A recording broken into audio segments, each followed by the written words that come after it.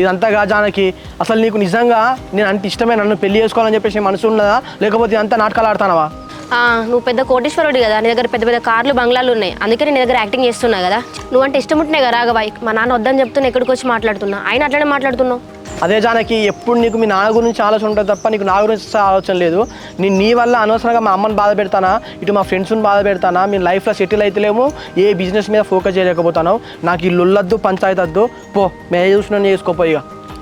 అబ్బా రాఘవా, నీకు ఎట్లా చెప్పాలి, నాకు నువ్వు కావాలి, మా నాన్న కావాలి, మీరిద్దరు కావాలి, మీ ఇద్దరు నేను బాధ పెట్టలేను. జానకి, ఇటు నేను కావాలి, మీ నాన్న కావాలంటే ఇది ఇక పాసిబుల్ అయ్యే ముచ్చట కాదు. మీ నాన్న ఎటు చేసి మన ప్రేమను ఒప్పుకోడు, నువ్వు నన్ను పెళ్లి చేసుకో, నాకు అర్థమవుతుంది. ఇక నువ్వే డిసైడ్ గా ఏదో ఒకటి. సరే రాఘవా, నేను నిన్ను పెళ్లి చేసుకుంటా. మరి నువ్వు నన్ను ఏం చేసి పోషిస్తావు? ఏమైనా జాబ్ చేస్తున్నావా? సరే, నువ్వు ఏదైనా జాబ్ తెచ్చుకోను, లేకపోతే బిజినెస్ చేసేంత వరకైనా నాన్న ఒప్పిద్దాం నిమ్మలంగా. ఏం జానకి, ఇంత జరుగుతానా నిమ్మలంగా చెప్పేసి ఎట్లా అంటారో చెప్పు. అయినా నీకు